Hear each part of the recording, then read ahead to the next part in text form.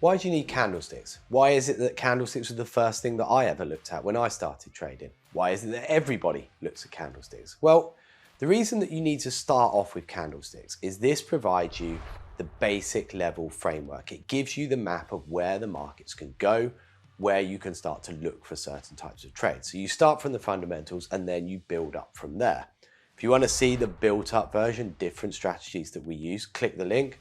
Come join us in a webinar. You'll see all sorts of different tools that we use. We're starting with candlesticks. The reason that you need to start there is this gives a summary of what's happened. If you look at a line chart, all this does is connect closes together. Gives you a rough sense of the prices that markets have traded at. But candlestick gives you a summary of the entire day, and that was their original purpose. One day, what has happened? Where's the highest point we've traded? Where's the lowest point we've traded? Have we closed higher than where we started? Have we closed lower than where we started?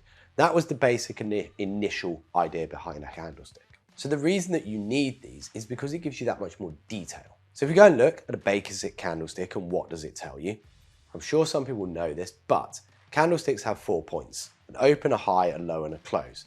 So the body of the candle shows you the difference between the opening price and the closing price. If it's green, the close is higher, so therefore this is a market that is traded higher over the course of the day. What you also have is the wicks, hence why it's called a candle. The wicks are the little tail bits on the top and the bottom. This then shows you how far beyond that close, or what was the highest point that we were able to trade in the day, and then how far back from that highest point have we actually come before settling. What this allows you to understand or interpret is the basic strength or weakness within a market. Take a real simple example.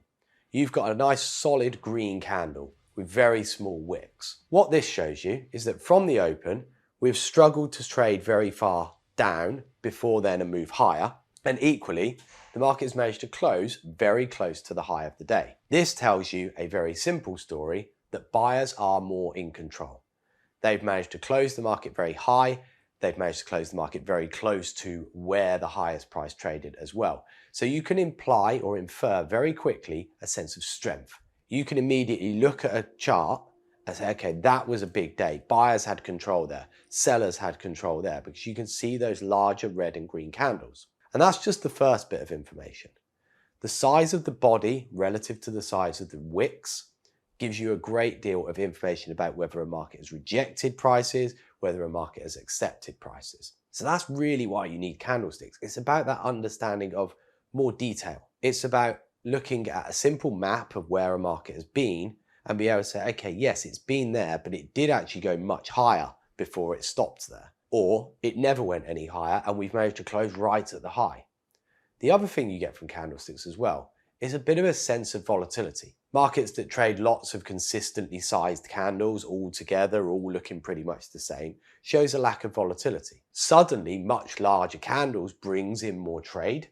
This thereby increases volatility. This tells you you may have to adapt your strategies.